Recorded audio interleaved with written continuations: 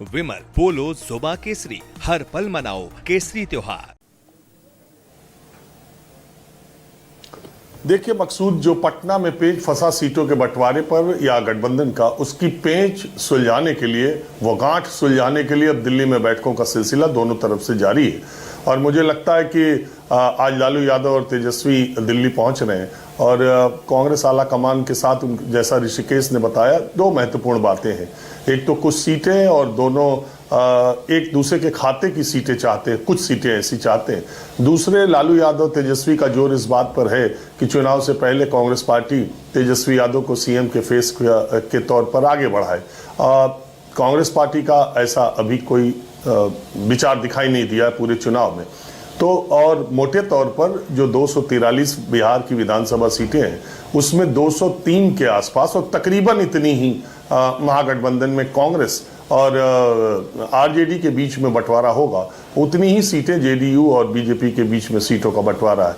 अब बाकी जो 40-40 सीटें दोनों में बचती हैं, उन्हीं सीटों को लेकर के थोड़ा दांव पेच है।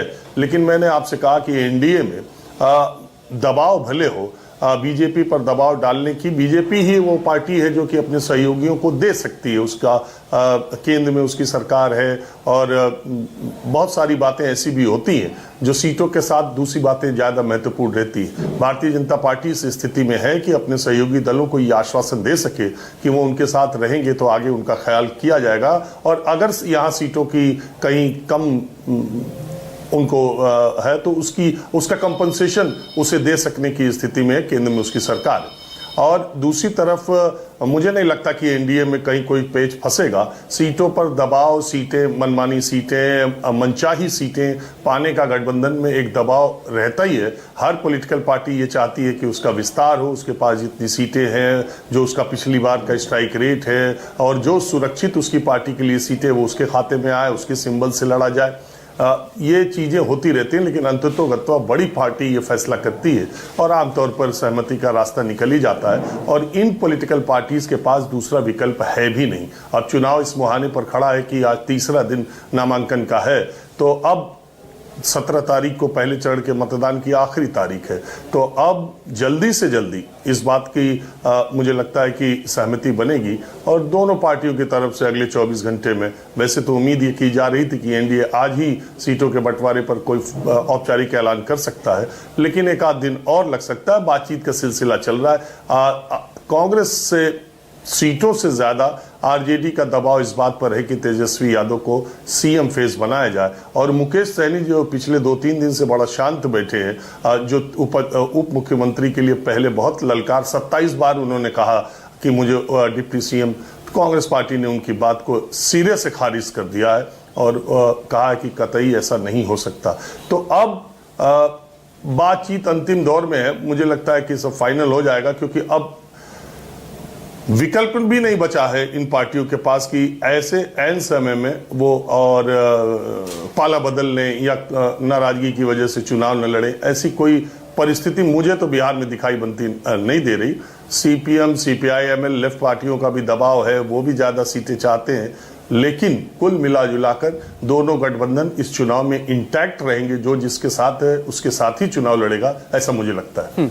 एक छोटा रिएक्शन इस पर दे दीजिएगा प्लीज, कि आखिर वक्त में कोई 6 महीने से मेहनत कर रहा है, कोई 1 साल से मेहनत कर रहा है, नीचे से लेकर कार्यकर्ता और नेता तक टिकट की उम्मीद करते हैं, लेकिन आखिर वक्त में जब कोई कम ज्यादा होता है आंकड़ा किसी भी पार्टी के लिए, तो वो नीचे वो कैसे मैनेज होगा? वो कार्यकर्ता या वो नेता कैसे जोश से उस पार्टी के लिए काम कर पाएगा या गठबंधन के लिए? देखिए, चुनाव कहीं भी होता है तो टिकटों के बंटवारे से पहले, और गठबंधन अगर होता है तो ये चीजें आती रहती हैं। और आप जब चुनाव होने लगता है, जब उम्मीदवार आते हैं, तो कई बार आप देखते हैं दूसरे पार्टी का नेता दूसरे के सिंबल से लड़ रहा है, उसको एडजस्टमेंट होता ही है। और एक सीट पर कैंडिडेट तो 243 ही एनडीए के आने हैं और महागठबंधन के 243 आते हैं। अगर आप अभी पटना के चुनाव के कार्यालयों में, पार्टियों के कार्यालयों में जाइए, तो एक ही सीट के आपको 8-8, 10-10 उम्मीदवार अपने समर्थकों के साथ लॉबिंग करते नजर आएंगे। मिलता तो एक ही को है, और विरोध होना भी स्वाभाविक है। कुछ निर्दलीय चुनाव लड़ते हैं, वो भी एक स्वाभाविक चुनावी प्रक्रिया है।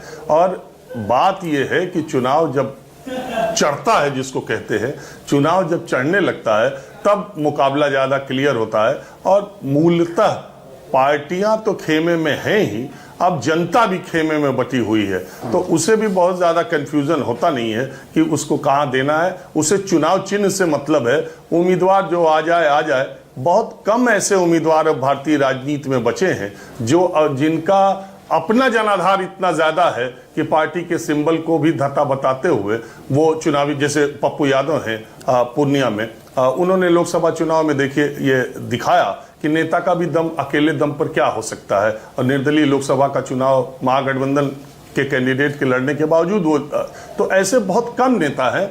आमतौर पर टिकटों के बंटवारे के बाद थोड़ा बहुत तो आप देखिएगा, टिकट बटेगा तो नारा, विरोध प्रदर्शन दिखाई देगा, नाराजगी दिखाई देगी, लोग इधर की पार्टी छोड़ के उधर जाएंगे, उधर की पार्टी छोड़ के इधर आएंगे।